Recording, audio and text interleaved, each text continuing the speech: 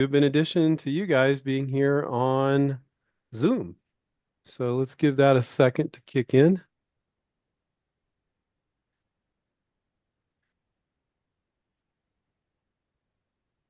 There we go. Live stream's kicked in. All right. All right, everybody, let's get going here. Welcome to what we're calling the Licensing Playbook Live. Today's topic, very intriguing topic. We'll see. Are tariffs hurting your licensing deals? Those damn tariffs. We are streaming every Wednesday at 5 Pacific, 6 Mountain, 7 Central, and 8 Eastern. My name is Andrew Krauss. I co-found InventRight with Mr. Stephen Key. I don't know where he is on your screen, but he's over here on mine. Over 26 years ago, 26 years, over 2.5 decades, Stephen, and we still are both young and vibrant. Isn't that great? I love that. Yes, because it's always great when you get a new inventor and they're really excited and it energizes Steve, myself, and the entire team. It's like you're starting all over again because it's new for you. So that's just something that Steve and I have experienced over the years. So this weekly webinar is your go-to guide for learning how to license your product ideas to companies that are actively looking for innovation. And that still is most companies these days. Each week, we'll break down real-world strategies and the exact steps you need to take to get in the front door of companies. You'll learn how to pitch with confidence, avoid common mistakes, and dramatically, yes, dramatically, and that's not all, increase your chances of landing a licensing deal. Thanks for joining us live. Feel free to ask your questions in the chat box if you're here on Zoom, or you can raise your hand digitally if you can figure out how to do that. If you're on LinkedIn, Facebook, or YouTube, where we're streaming live to, you can type your questions into the chat, and I can see the questions from all the platforms. We can't always get to all the questions here on Zoom or LinkedIn or Facebook or YouTube, but we try to get to at least a good amount of them. So the other folks we have on here is Dana is on today. Dana, raise your hand. There's Dana. And also Chad, raise your hand there. So Dana is our outreach manager, and Chad is also here. He's part of our outreach team as well. And Dana and Chad's job is to reach out to companies on your behalf under our Gateway program. And that's all they do all day long. It's like, can you imagine that? So No, today's I topic, can't imagine that. yeah, it's a lot of work. And we like to have them here because they're in the trenches. Steve and we're just co-founders. We just kick back. We don't do anything all day long. They do all the work. So, we got to have them here. They're in the trenches, not us, just kidding. That's not true.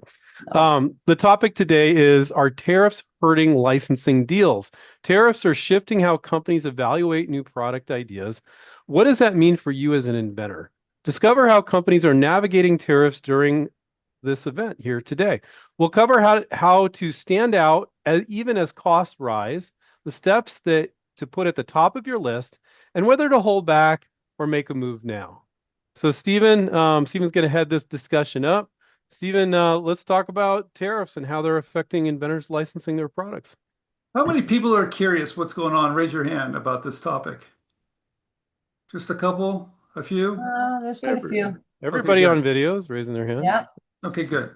Well, first of all, let's ask Dana. Dana, you're calling companies all day long. You're submitting ideas all day long. How many companies are actually telling you, hey, we're not looking at ideas because of the tariffs? How many? Very, very few. Very few. Which I'm actually, gotta say, I'm surprised about that. And I don't know if they're saying because of tariffs, because they want me to go away. They're maybe using that as an excuse. Sure. Or it's because of tariffs, because they're unsure of what's going to happen 3 months from now, 6 months from now. But that between, all the gators, that is a very, very uncommon response.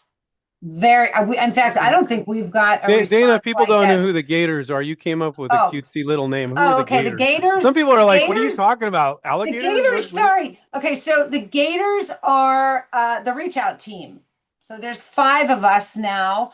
Okay. And we just kept saying the reach out team. And I just said, we need to be called something. And so we're the Gateway Gators. Like I always say, we go after people, rah, rah, rah, like a gator. We go after you. We're going to hold on. But no, look back to tariffs.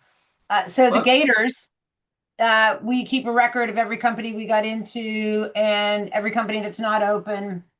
And I don't think, and Chad, you would know this too as well, but I don't think that we have heard we're not open because of tariffs in probably 2 or 3 months.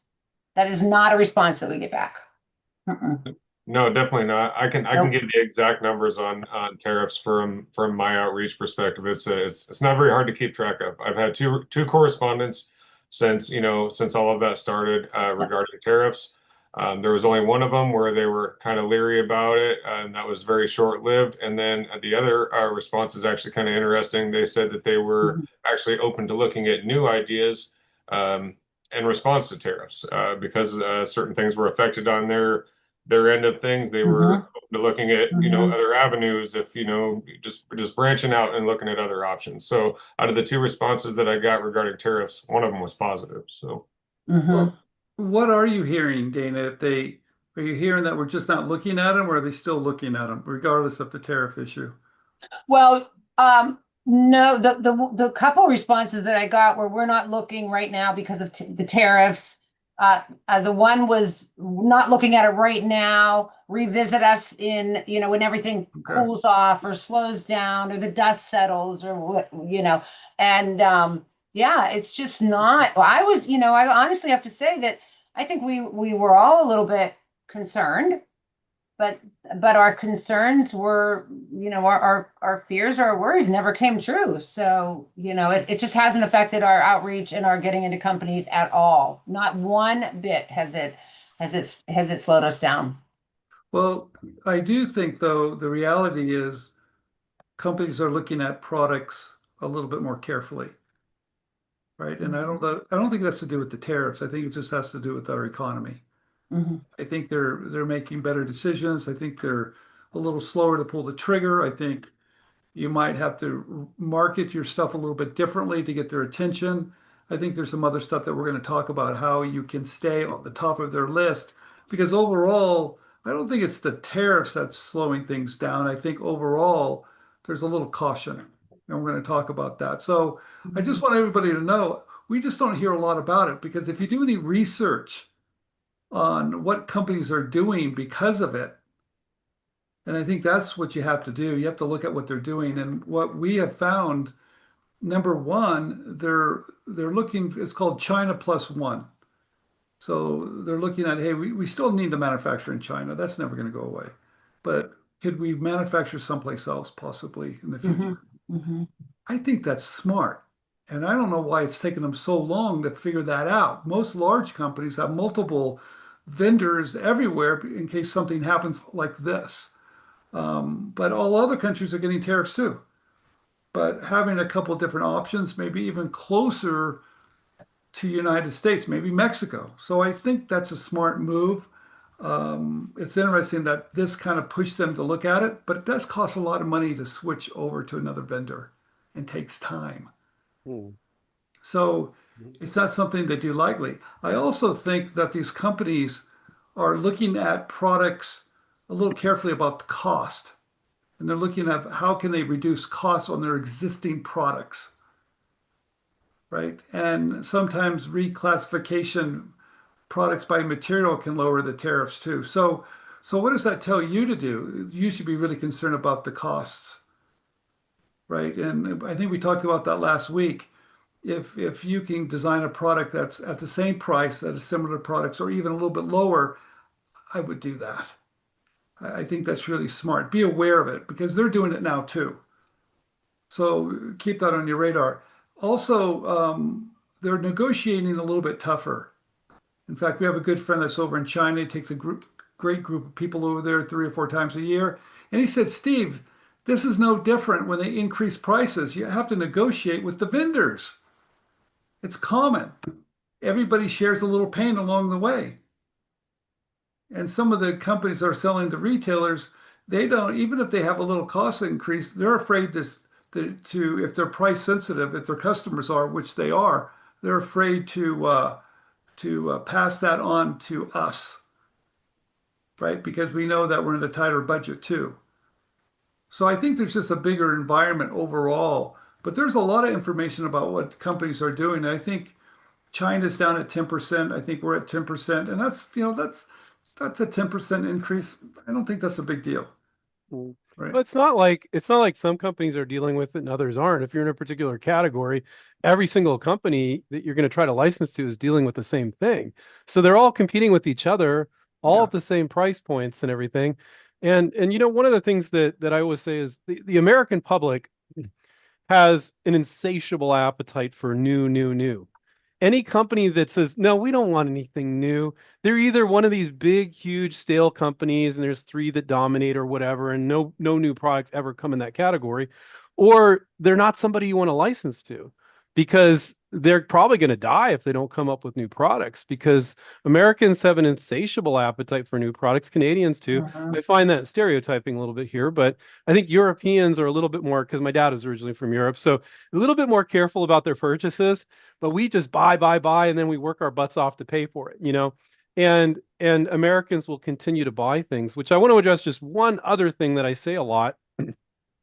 So let's say you license a product now. The economy is kind of hurting in some ways. You license the product. Okay, so the company you license to selling 80% of what they normally would in better times. So you're getting 80% of the royalty that you normally would. And then the economy, this theoretical scenario, 2 years from now gets a little better, and now you're selling 100%. If that's going to stop you from not wanting to license, like, just give up now. I mean, come on. So what? You know? So it's not like people just go to zero and nobody's buying anything anymore. It's not the economy doesn't work like that. But could you be earning a little less royalty if we're in a recession of sorts for a couple years? Yeah, but so what? You know, if the product's selling well, it'll continue to sell well. You continue to get royalties, and when you get out of the recession, you're earning a little bit more. You know, so I want to address that, Stephen, in addition to the tariff thing, because I think it's a valid thought process. Yeah, I think we're in a situation, I think we've seen it now over the last couple of years. Uh, companies are asking more from us. I've said this repeatedly. It's gotten a little bit more competitive. They're asking us to do a little bit more. You can up your game. There's a lot of technology now that we didn't have a couple of years ago. I mean, it's just gotten the game is has gotten better. You need to get better too. Mhm. That's all it Yeah. tells me. Is you don't hesitate. You keep educating yourself, and so you can play the highest level that you can. You know, any marketing material that you're doing, hopefully you're using AI for your one-line benefit statements, maybe some of your marketing copy, some really smart stuff. We use it. I use it. I don't use it to create for me because I like to still stretch that muscle of creativity instead of using AI to do it for me. I think it's ridiculous. So, hey, we got a hand up. Let's see. Yeah. Okay. Get lit electrical and lighting services. Okay. This should be interesting. Go Get ahead. lit. You can unmute yourself. Click to ask to unmute. I don't know. Maybe they're making dinner or something. They're not Been unmuting up for a themselves. So while. Their hand's yeah, been it's up been for a up. Maybe they while. walked away or something. They Okay. raised their hand. Yeah. Um, yeah, you know, Sorry I about want to that. comment. I No, didn't mean go to put ahead. the hand up. I Don't apologize, worry. guys. Go ahead. I'm just listening. I just got into the house. I just got home, just listening in, and I actually hit that button by accident. Oh, no So worries. Welcome. appreciate you, Andrew. Appreciate you, Stephen, very much. Have you Sure. been watching us ramble on YouTube along with maybe Dana? Yep, I have, and so I Good, appreciate good you deal. guys very much. But yeah, I'm gonna go ahead and mute off. Let you guys keep talking. All right, good Thank deal. Thank you. you. Thank you, buddy. Okay. Steve, I think I want to comment on what Steven says because I mean the main thing we want to talk about is tariffs today. But uh, when Steve and I started 26 years ago, the bar was very low. I mean, like inventors could make a sell sheet in Microsoft Word, and if you looked at what they were doing back then, that companies would be okay with, you'd be like, oh my God, that's terrible. Because it was 26 years ago, right? The bar is much higher now. You can't do, Mm. pardon my language, a half-ass marketing piece. You know, you got to do a little research. You got to look at all the products in the space, you know, and you've got AI, which is very recent, right? And all these tools at your disposal. So you do need to up your game. And that might be making it a little bit easier for them to say yes. Maybe you did a little research looking at competing products. Well, there's that one for 14.95, that one for 19.95. When they ask you like, what is this going to cost? And you're like, well, there's other products over here, and I just made this change, so I think you can hit those price points. that there's no reason not to provide that kind of information. You Andrew, I've got a know? question for you. Yeah. When you look at applications with Gateway, Clark has added some stuff that he wants to review products. Could you share that a little bit about what technology are you going to do to kind of do some homework that probably other people should be doing too? Yeah, I use ChatGPT. There's other solutions. There's Gemini. I started using Gemini. Um, about 60 times a day. I'm not exaggerating for everything, for writing emails, ideas, having random thoughts while I'm sitting on the John, all sorts of stuff. But one of the things, and I encourage you guys to do that so you get used to it, so you get comfortable with it, so you can start using it for your inventions too. So, I did one the other day. We had an inventor with something to do with curtain rod hardware. So it's the rod that a curtain would go on a window. It's curtain rod hardware. I'm like, I don't know if there's that many companies out there for this. I type in, give me a list of all the curtain rod hardware manufacturers. It was very specific. And it put out like 10. I'm like, oh, I'm like, give me 10 more. Give me 10 more. And I had like 50. And I'm like, holy crap. Wow, there's a lot of potential licensees here. I had no clue. I hadn't specifically worked on a curtain rod hardware product before. So I'm like, what's that check mark, Steven? Lots of potential licensees. That's Okay. a very important criteria, right? So that's just one. I can tell you for sure out of that list, we've gotten into about 15 or 20 of those, Andrew. Yeah, yeah. I know. So yeah, definitely. You were working on that one? Yeah, the Okay, curtain, cool. curtain rod Yeah, we're hardware. working on that one. Yeah. Nice, nice. So you can now I am not worried about using AI, not legal advice, for doing renderings for me and things for product concepts. Consult your legal advisor, not legal advice. I'm not worried about it. To me, if you have a new perpetual motion machine that's going to earn bazillions of dollars, I wouldn't put it in AI. For me personally, not advice, I'm not worried about it. So I think it's really cool when you can put some thoughts in and it gives you a rendering of a conceptual rendering of something, and I think we could start advising that for people applying for Gateway, Dana, because then we can understand what the product is really well, and Mm-hmm. they can literally for no money come up with some sort of rendering so we know what their product looks like, you know. I think that would be cool. We've got a great question from Amanda. What can we do as inventors to keep the costs down? I don't think we can keep the costs down, but I do think we can design differently. Hmm.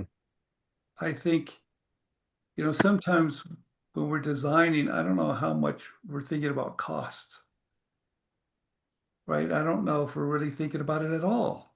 To tell you the truth, I haven't really thought about it. But today you can design something and you could also find a contract manufacturer or someone that specializes in that and find them on LinkedIn, hire them for an hour as a consultant and say, look, what type of materials would you use to produce this at the lowest possible cost? Now, the reason why I'm saying that is, you know, someone that worked at Hasbro told me this is how it works over there. A new idea comes in, a project manager looks at it, and then they might say, hey, we want to take this a little bit further. We want to send it over to our manufacturers to get a cost.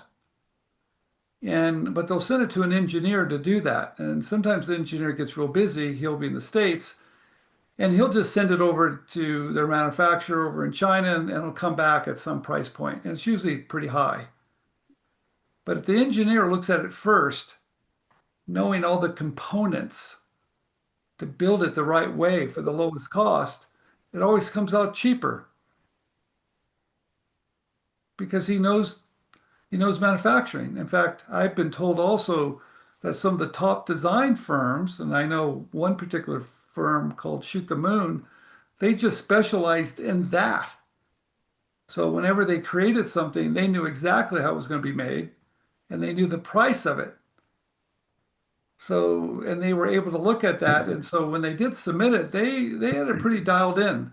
It wasn't going to leave it up to them to screw it up and get a bad quote. Now, I'm not saying you need to do that with everything. No, of course not. But if you really want to up your game a little bit, you might want to start thinking about how important cost is. Hmm. because I never really thought about it before. I don't know how many people were thinking about that. I never thought about it. Dana, you think about it when you're making shoes? No, Chad, how about yours? You were thinking about no, it doing yours? no, No. No, no. but I would now. I Well, definitely would now. I'd go, okay, am I building that with the correct material even? Can you address this, Stephen? I think a lot of people might feel a little intimidated by this. And it doesn't need to be a complicated process. They don't need to be engineers or material specialists. You can look at similar products and make assumptions if they're at certain prices. Oh You yeah. can you could when you've needed, you could pay an expert for an hour and ask them or something. Maybe even your expert could be AI, right? You could Maybe, say, this is maybe. my product made out of this. What are the better materials? They don't need to know different types of plastics and stuff. I don't think I that's don't really think necessary. they know that, but I think it's at a higher level, you guys. I'm not saying you have to do that, but having someone, and there, I forgot the gentleman's name that was doing it for Hasbro, that was doing it kind of on the side for people. But the guy was really good, and this is what he did for a living. So, but that takes Mm. that, and maybe you do that if you submit an idea and they're worried about cost. Maybe that's when you do it. Maybe you don't, you wait to do it later. But here's one thing I do know. How many are designing products, not even thinking about that and adding a lot of bells and whistles? Yeah, that was I was gonna bring that up. Yeah, yeah. yeah. Is Well, it it does this, it does that, it does this, it does that. Before you know it, it's a Swiss Army knife. right? I And you're think thinking, too, one of the very good lessons I learned when I was an Eventbrite member, and it was, I believe it was April Mitchell, who was a coach who's massively well known in the toy industry now, and she's doing great things. But she invented a over-the-door hook. And I remember her telling me that when she pitched it to the company, something like the company came back and said, basically, no, this isn't good, but if you can create it so that it comes apart, so that it can be assembled, so that it can be packaged smaller, so it'll take up less shelf and less store, shipping and all of that. And I'm not sure if it was April or not, but that was a really No, good that was April. lesson. I remember That that was a product. really Yeah. good lesson. Like my product was super lightweight. There was nothing to it. It only weighed a couple ounces. It wasn't something that I had to worry about that. But if, I didn't even think about taking into consideration packaging, not designing packaging, don't misunderstand me, but how is your product going to fit into a package? The bigger the product, the bigger the package. The less room you have on a store shelf or the less room you have on the Mm, cargo ship. That's all something that they take into consideration. yeah. Dana, And weight. I'm glad you mentioned that because when you when you finally get to, let's say, Walmart and you're shipping to Walmart and you're really looking at how many pieces you can get in a container, but you're also looking at the shelf space of Walmart, how much shelf space you have, and we're not thinking about it that way. But I'll tell you, your licensee is thinking about it that way. Mhm. Mm, They're looking at how much is going to go on a pallet, how much material we're using, can we substitute material, and how much is going to be on a container. They're looking at all those things because I'll tell you, some minor changes, you can get more real estate on a shelf, get more on a container, more on a pallet, and reduce your cost. But how many of us are looking at that? I don't think there's any of us looking at it that way. I've never looked at it that way either. Yeah. yeah, I think that so there's two great tips we just gave you guys. It's like you should consider how big it is and how much space it's going to take on the shelf or in a container being shipped. And then the Swiss Army knife factor. Maybe you're throwing too many baubles and trinkets and features on it that aren't necessary. You have to look at all the products in the space and go, well, okay, maybe I need this and I need this, but I don't need that. Because these are things the companies are looking at. And so they're going to look at the other products in the space. Do I really need all this? And they might not say, well, can you remove these features? They might just say no. So if you do that research ahead of time, and they're definitely not saying, oh, it won't fit in a container, make it a different size, Well, they're probably going to reject it on its surface. So if these are things you think about, you're going to be more likely to get a yes or show interest. I I remember when I was designing the Michael Jordan wall ball, and the product they had currently, Ohio Art, it was in a box. So it was more, it was bigger, bulkier, and also you couldn't really see the product. So it just didn't display right. When I showed the wall ball, someone was not me, but someone said put it in a clamshell so you could see the product, and you could stack more in a box, more in a crate, more in a pallet, and lower the cost. That was No. really someone was really smart about that. But that's how I think they got the price down, and I think that's one of the reasons why it sold so well. Someone was really thinking about what it looked on the store shelf, how to reduce cost, and how to get more in a package, and they did a good job with that. Yeah, it's very shipping for the product if it's sold online too is very valid. How heavy is it? How big and bulky is it? How much is it going to cost to ship just to an individual user, let alone a retailer? These are valid things. Now, you want to kind of look at the other products in that category, in that space, and go, well, oh, there's like five other products that are that bulky, that are at that price point, and I'm at the right price point. Okay, maybe it's okay. But if you look at it and you're like, nobody's selling anything that bulky in this space, that might be a problem. It really might be. Stephen, you want to get back to the topic tariffs at all?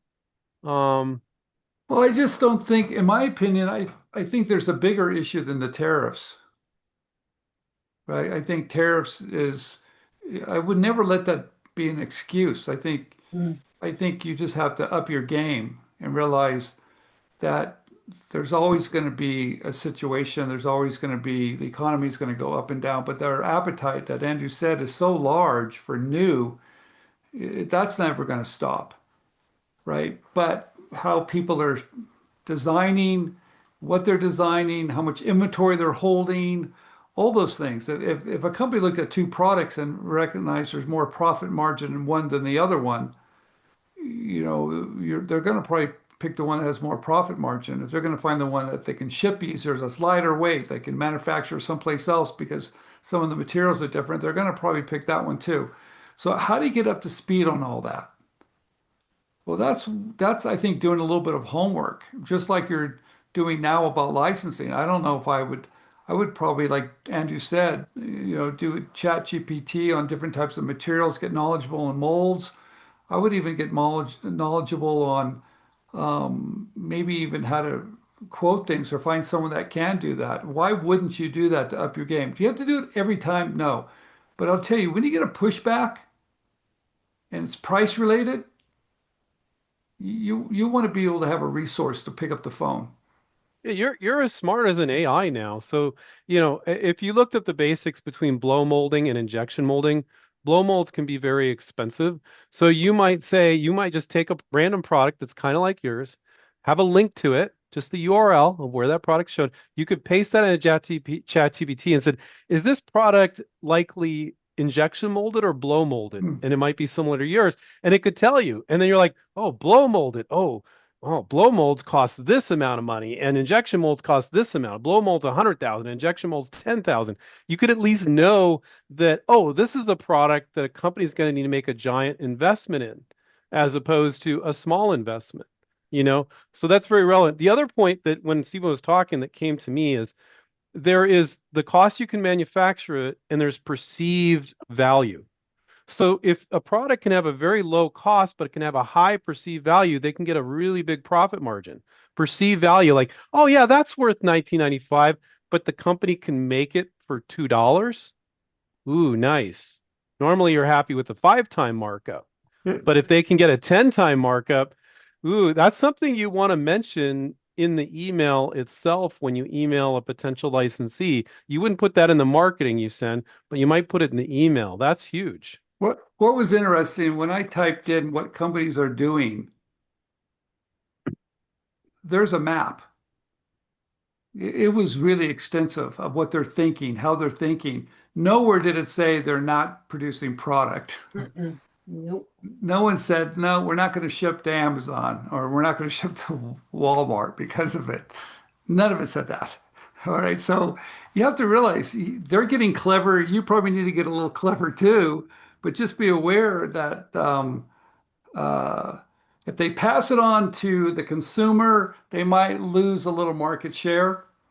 If they can spread it out among everybody else, that might be better. If they could redesign even, that's another option, go to another country. Trust me, everybody's going to be looking at that. I think, I think, But China's never, you guys, China, even though our relationship's not great with China, that's never going to stop. It's too much business. And that's just negotiation tactics that's happening right now. That's all it is. Yeah. But I don't want you guys to get, I think these are important things to think about, but I don't think you should get overwhelmed and think you need to be an expert in any of these things. With AI these days, though, you can be smart in things you could never be before. I mean, it's just, I mean, this is stuff that's literally happened in the last 6 months. 6 months ago, ChatGPT couldn't do beautiful renderings for me just with a verbal prompt, but now it can. I'm constantly putting products in, find me other products. I wanted to buy a camping tent. I said, here's a camping tent I kind of like. Here's the features it has. Find me 10 others that are kind of like this. And it freaking did it. And so I use it just when I'm buying products. So I advise everybody to use AI for your everyday use. The more comfortable you get with it, the more comfortable you're going to be as an inventor in using it. If you're, and yet you don't need to be that good at it even. If you're not using AI and you're an inventor, you're gonna fall behind. You're gonna work so much harder. Oh my God. You gotta use it. So whenever Well, there's these challenges, it can help you overcome them. yeah, I think one thing that really helped me is my product was a shower caddy. I literally became an expert in the shower caddy industry. I read you know how many articles there are in the shower caddy? I read every article. I read every blog. I listened to interviews with people that owned companies. I started to, and we still do it now. Especially when we jump into a new category that maybe we know, but we need to get very educated on it. I will start to read articles. If I find a company that I want to get into, I'll find the CEO of the company and just ask ChatGPT, "Hey, are there any articles? Has this one been quoted in something? Is there any YouTube videos? Is there any blogs? Is there any interviews?" And what that does is and of course I love listening to things because I retain things better when I listen to them. But you start to hear the language that they use, and then that helps us construct our pitch because we want to be using the same language that CEO used in an article or in an interview. We want to talk like he talks, not That's like really word cool for that you go word, to that but extent, yeah. Dana. That's Yeah, really well, cool. especially when we're in we're always getting into we're always getting into new categories with Gateway. If we just stuck in the same old categories, eventually we'd run out of companies. But when we see products come in that are really innovative and interesting and well thought out, yeah, we want to jump into that category. And we just don't want to jump into it blind. Like any inventor shouldn't just jump into the category blind. They should study that category and understand what's all the competition making things out of. And this is where I'm going to use the word kind of like plagiarism. You're not in the wording and things like that. Like if I've said this before, if I'm on a website and I see that they call their product this on the website or this is their category, that's what I'm going to use when I'm talking to them. I'm going to mimic what they're doing. Yeah, But like if you went on their website and it said like home storage organization products, and that's how they yeah, talked yeah, about it, you would say, I have a home storage organization product that fits right. into your line and But might even fit nicely aside product X or Right. something. And when you're talking about using AI is great to use it. It's fantastic. I'm wondering how did we ever live without it? My gosh, I feel like I was in the Stone Ages, but it's also a great tool, but we still have to do our old school homework. We can't just assume that AI is right all the time. Steven? I typed in, could you explain to me toilet paper manufacturing processes? Hmm. And of course, within 5 seconds, 3 seconds, it told me the whole process of how toilet paper is made. Yeah. Then I Hmm. said, could you tell me how to reduce costs to produce a low cost toilet paper? And it gave me all the different things that you could do to lower the cost of that. So I'm just curious, maybe next time we come back, someone could take a product and put it in ChatGPT and says, could you tell me all the components of how this would be made? Should it be made below? I'd be curious if it could do that. Maybe it might take a picture, but I think Andrew's right. I think it has enough information now that would just take it to a whole nother level a little bit. Now, should you count on it? No. Um, but it's things to consider. What you're trying to do is just educate yourself a little bit more on that process. And also, if you want to understand any of the tooling and how to reduce tooling costs, I mean, how many people know that if you design a piece of plastic that undercuts, you've got more than a one-piece mold? Maybe a Right. lot of people probably don't know that, right? And there's just certain things that once you start to pick it up, you realize, no, no, I don't need this, I need this. So even when you're working with someone that's building a prototype, you might even tell them, look, I need for you to make this as cheap as you possibly can using less material, less molds, everything. It just has, you start thinking about it when you're working with other people too. Well, I got a question specifically from the YouTube live stream. So, is it worth compromising quality to lower cost? So, part of my answer on that, Stephen, would be companies will do whatever they already do. If they make super cheap products, that's what they're going to do. If they make middle of the road products, that's what they're going to do. If they make high end, super high end stuff, that's what they're going to do. So it should be consistent with the vast majority of your potential licensees. Now, you could also do a cheap version or a mid-road version or a high-end version, and you could mention that in your email. So what are your thoughts about reducing I, compromising quality to reduce cost? well, when I was working on Teddy Ruxpin, we had a material list, a spec that was signed off of all the material to build Teddy. And you would go over there and make sure it looks good, quality control, put all that in place, and then You literally went to China. You were the guy over there doing yeah, quality control, right? yeah, because it has to come off the line. You have to approve it, and the minute you leave the building, they start substituting material. So, and then what you do, most likely you have a source or not, you have an agent over there that stops by so often to do quality control checks because they're trying to squeeze every penny out of things, right? And so they're going to do that naturally. But sometimes you can tell the difference and sometimes you cannot, right? So it's not that easy, but I'll tell you, you might have to sacrifice a little bit sometimes, but maybe not. Um, depends on the price of your product, depends on your customer, depends on all those things. But I would hate just to reduce costs and have a lousy product either. I mean, that doesn't make sense at all. You know what? I would say, Stephen, for a lot of our students and our clients with Gateway, it's really not much of an issue because when you're presenting a marketing piece and you got a video, they're not really always getting a feel for the quality level. And No. so it's a discussion that's had. So I don't, for the person on our YouTube live stream, I'm not really that concerned about it. If it's really obviously super cheap or obviously super expensive, okay. But most of the time, they're going to adjust to the quality level that they typically do and the cost cutting that Well, they typically do, you well, know? Chad, tell me how many companies that you're talking to come back and go, well, that's a great product, but it's too expensive.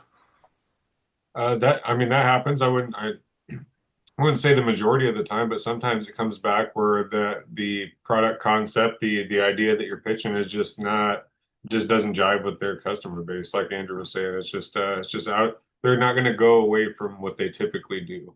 So, Okay. and then, but the way you can kind of curb some of that is all of these things that you've talked about in here by getting that knowledge ahead of time to Okay. know that, I think all of these meetings come back to this. We talk on all of these points, but they all come back to the same point that the more knowledge that you take on and prepare ahead of time, the better shot you'll have. Yeah, I don't think they're ever going to come back and say, hey, you over-designed this, and at retail it's going to not fit a certain price point. I don't think they're ever going to tell you that. But like I said before, if something gets rejected, it's usually one or five things. Not a good fit, maybe the timing's right, Maybe it's doesn't have a great enough point of difference compared to similar ideas, Mm. or just maybe, it's not designed right for their customer. Who knows? Or cost. But I don't think they're ever going to tell you one of those five things. No. Hmm. Some companies are very open to feedback. Some will tell you. I had a company, doesn't happen very often, but he actually took screenshots of other products that were similar and sent it to me. It was 3 paragraphs, really, really nice of why Wow. I mean, that doesn't really happen very often. Okay. But I have a good relationship with this particular person in this medical industry.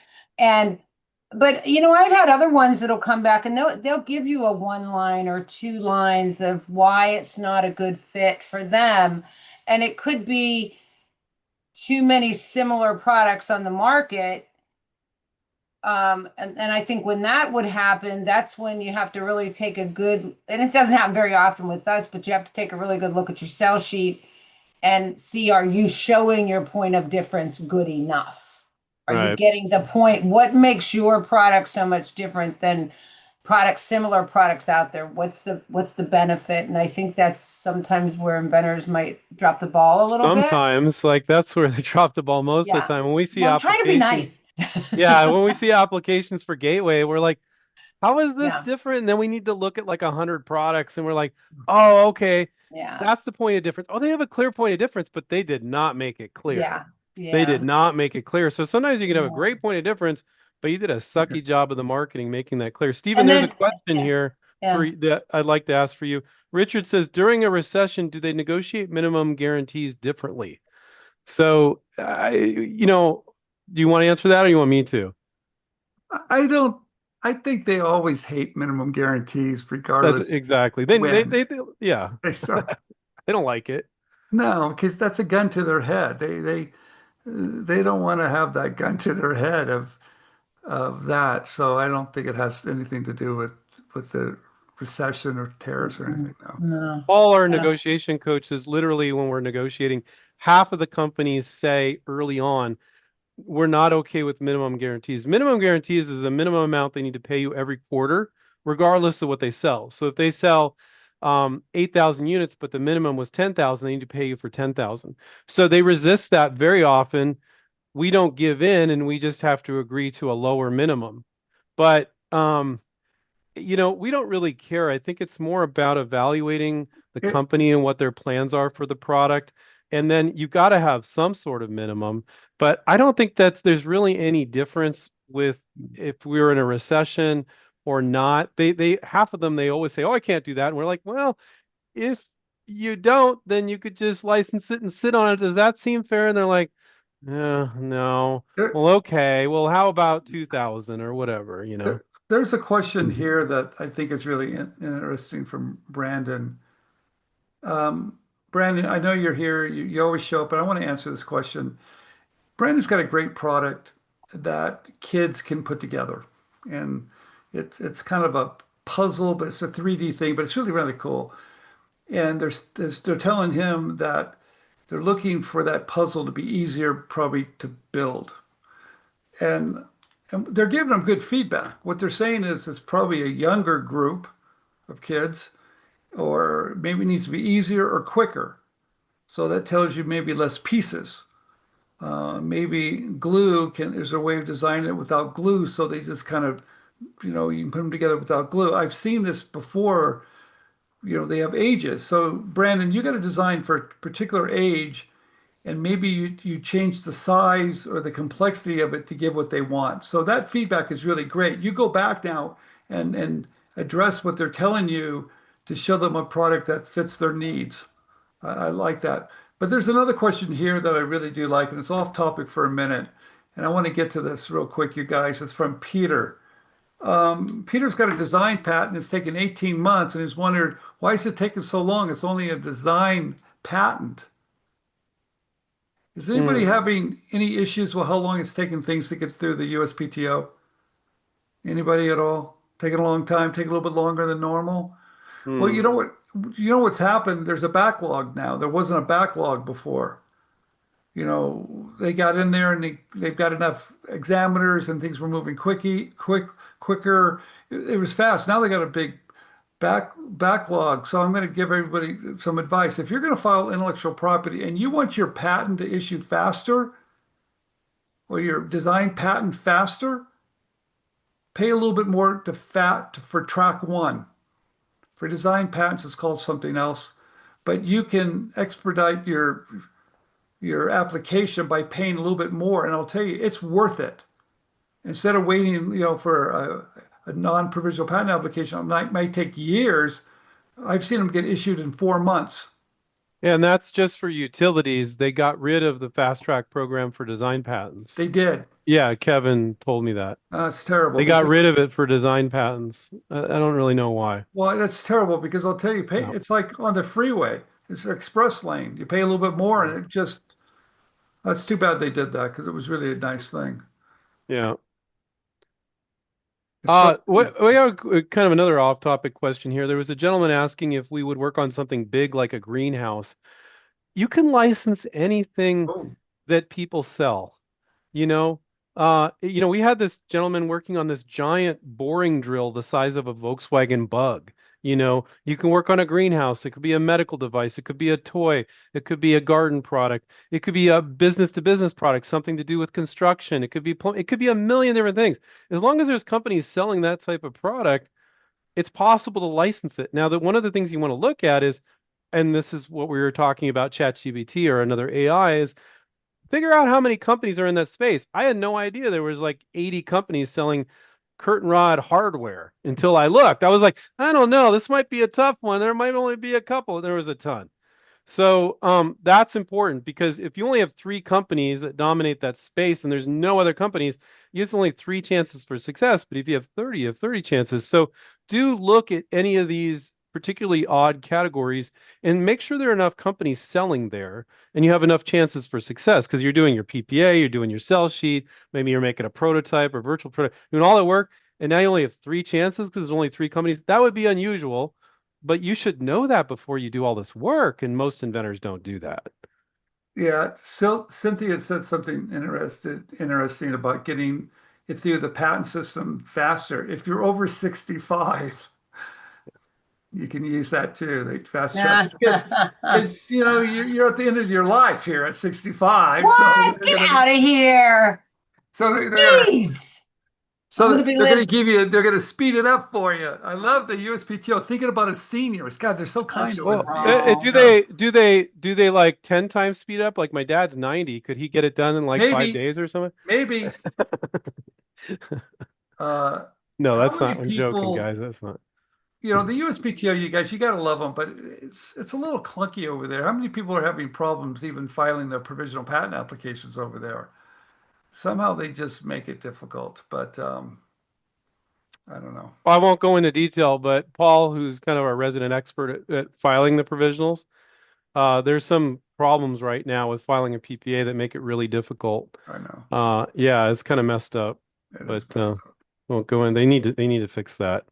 Well, I think what they're doing now too is they're making sure everybody has to show proof of who they are because of some fake. I was reading an article on that. She's seen these go through in a few months, depending on your age. So, hey, I'm going to tell them I'm 90 years old the next time I file one. I'll get my mother to file it. She's 93, right? There you go. Come on, put your signature on now we're working the system here. Yeah. Well, okay, yeah. And we had a comment from the YouTube stream. It's taking up to 24 months now, supposedly. But Stephen, there's a classic invent right feeling about this, which has come from you.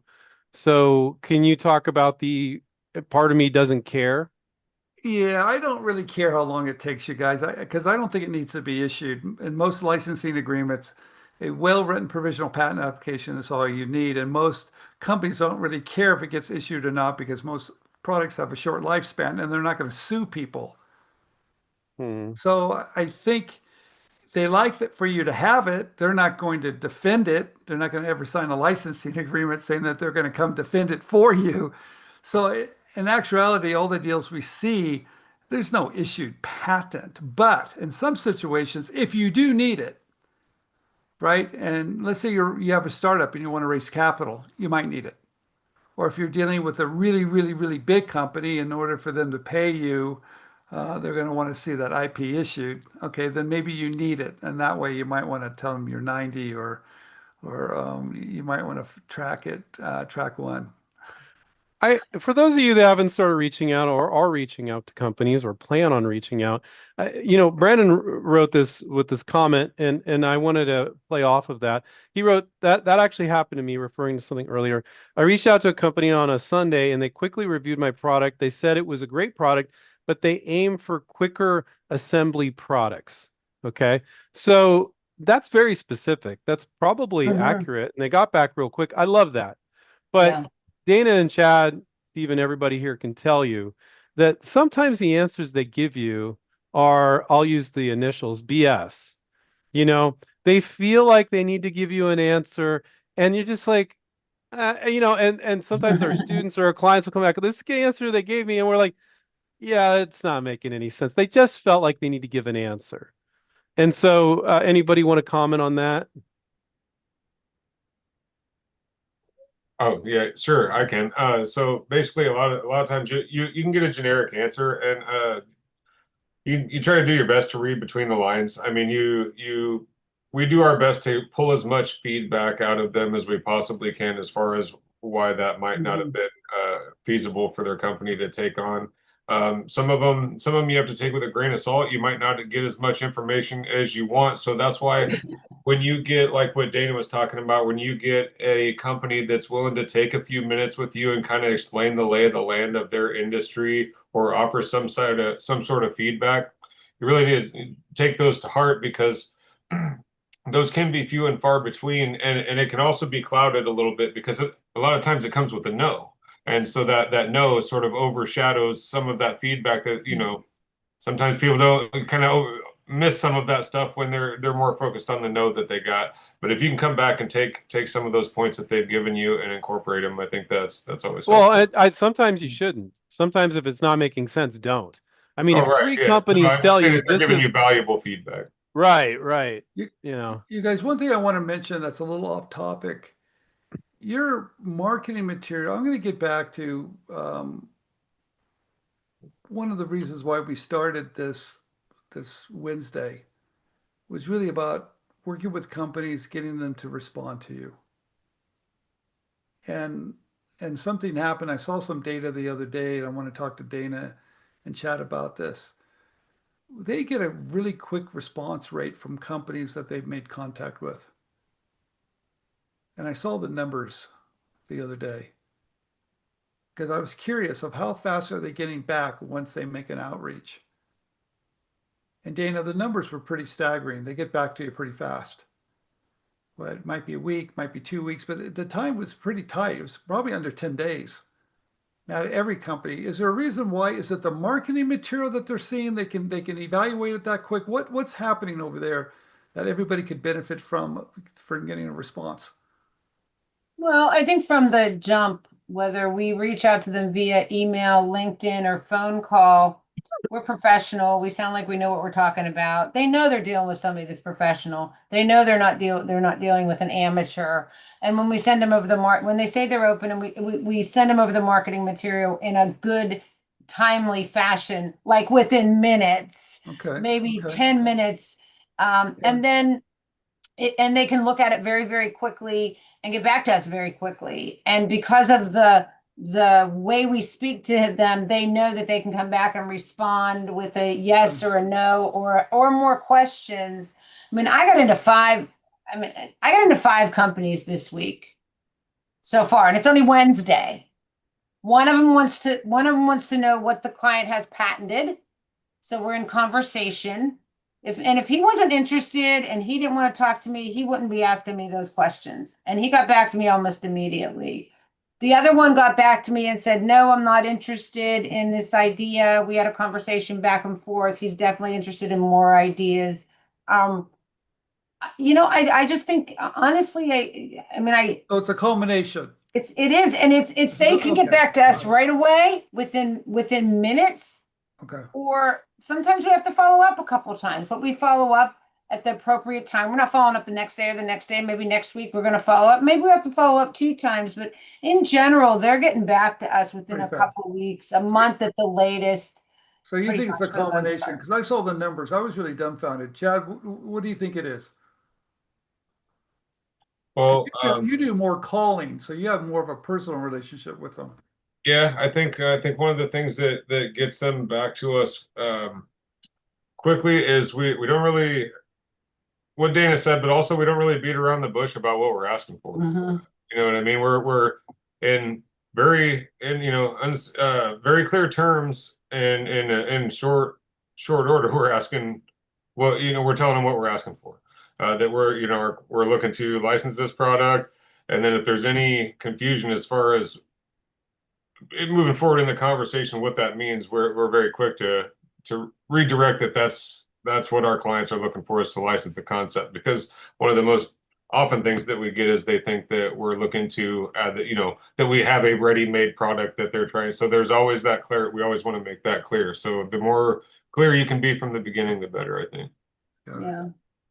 What not to do is a poor sell sheet or a poor video Mhm. or a long rambling email. And so our emails are very short. The marketing in the sell sheet, the one-page marketing piece is very good, and the videos are very brief and to the point.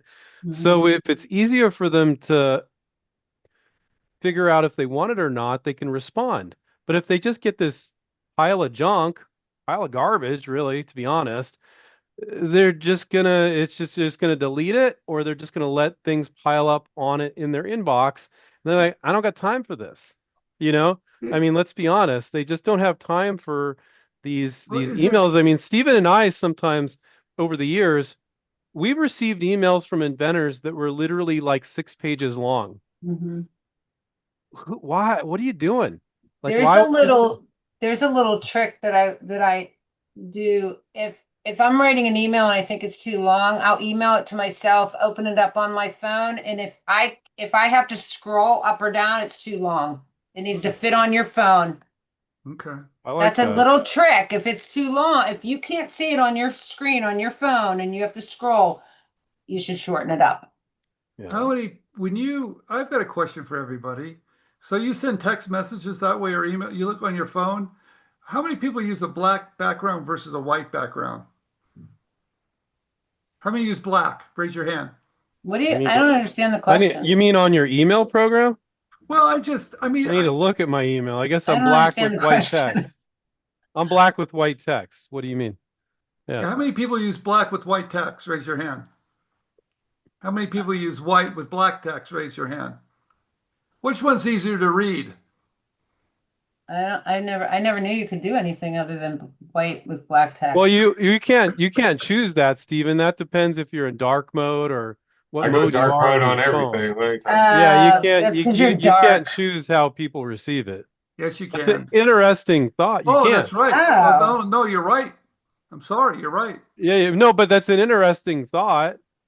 Because But huh. when I see it on black, I have a hard time reading it on black. I think, it'll show if it's black text and you got a black background, it's going to show gray. It's going to show gray text and white title. That's what my email But you're program. right. No, you're right. It's the Yeah, receiver sets that. No, yeah, I would never send it to but somebody. it's a very interesting thought. I think your main thought is make it easy to read. Yeah, You and know, I also make it like it's not one big paragraph. There's breaks. Yep. How many There's people click breaks. on send it to themselves and click on and make sure they can open the damn thing? oh, yeah. Good, Yeah. good. Or I'll send it to Dana. How many people are putting their telephone number, email, and everything down below so people can call you back easily? I have my LinkedIn profile in there too in case they want to check me out on Okay. LinkedIn. Oh, good. Yeah, and my That's a LinkedIn good tip. profile. Yeah. Just in case, because you'd be surprised how many people because I can see I can see who's checking me out on LinkedIn. And there's another tip in the vein of what Steven's saying. If you have a website, I know you're proud of it, but you should always include a sell sheet or a link to a video, not to your website. Nobody No, has time to go through your no. website. Well, It's I not. know that if somebody I don't know sends me an email with their website to my work email address, I will not click on it. I don't know where it's going to go. I don't know what it's going to do to my computer. I don't know what it's going to do to anything. I will not click on it, and I don't think companies will click on it either. Yeah, and nobody has time to go through a website. A sell sheet is one page. Boom. Very to the point. Video under 60 or 30 seconds. Boom. Right in front of them. They can look at it. A Yeah. website, you got all these different buttons and all these menus. Hell no. Even if you have it, I know you're proud of it. There might be a link to it in the sell sheet as well, but you got to use a sell sheet and or a video. Yeah. That shocks a lot of people, Stephen. So you look like you're really amused by a message there. Well, I just Yeah. like that everybody's putting some really good comments in the chat. I think it's interesting. I think the point is make it really easy for people to understand it, to read it, to get back to you, and all the different ways they like to communicate. Because I think Dana said this last time. Some people like email, some people like a phone call, some people Yep. like a text. I mean, they all like to communicate differently. Can I just share something with you? I'm just going to share something with everybody. I got to do a company today. I found him on LinkedIn. I sent him an email. I had his email address because we have a system. I can get the email, and I had his phone number, his work phone number. I called him. I sent him a LinkedIn. I called him and I left a voicemail. I said, I'm going to drop you an email and I'm going to hit you up on LinkedIn. Have a great day. I sent him a LinkedIn message and sent him an email. It's probably all within 5 minutes. He got back to me in the email. He says, thanks for the voicemail, email, and LinkedIn message. And he said, Hey, he's not getting away. Yeah. He was like kind of joking, and he said, yes, they're open to outside ideas. And, I gave him whatever. It was just a funny conversation back and forth. But, I think people respect that kind of like, okay, this chick's determined, man. Steven, that's why Dana's our That's a outreach manager. professional. Yeah, that's why she's a pro. Yeah. They're looking Yeah. at that going, this person is a professional. I'm not Yeah. getting away. Yeah, well, Right. and you never know what is their and I'll even say that I'm not sure what your preferred means of communication are, so I'm going to hit you up on LinkedIn. I'm going to drop you an email. Yeah, do it all the time, all the time. Oh, we're over, Stephen. I just realized we're Yeah. over. Yeah. Okay. Oh. All right. So hopefully you guys are not worried about tariffs. Hopefully you're not worried about the economy. Hopefully you guys got some good tips here. If those things scare you off, you're probably not determined enough to be an inventor. Because I don't think those are really big deals.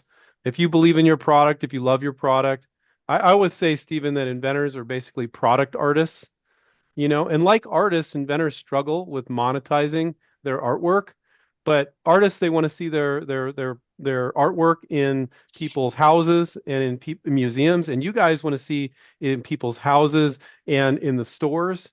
But a lot of inventors struggle with the marketing side, and we're here to help you with that. So you have to have your products enjoyed by the people that you want to enjoy them. And I've also found that most inventors, it's more about expressing yourself and having people enjoy your creation than it is about money. But you do what you love, the money will come. If you're just doing this for the money, I don't think that's going to work. If you're doing it because you love doing it and you love people enjoying your stuff, and then you also want to make money, that's the killer combo. So, Stephen, you have anything you want to say in closing? No, I just want to thank everybody. I want to thank Chad, Dana, of course, Andrew. Thank you for coming on Wednesday, 5 p.m., 8 8 coast. Eastern. But 8 Eastern. thank you very much, everybody. All right. See you, everybody.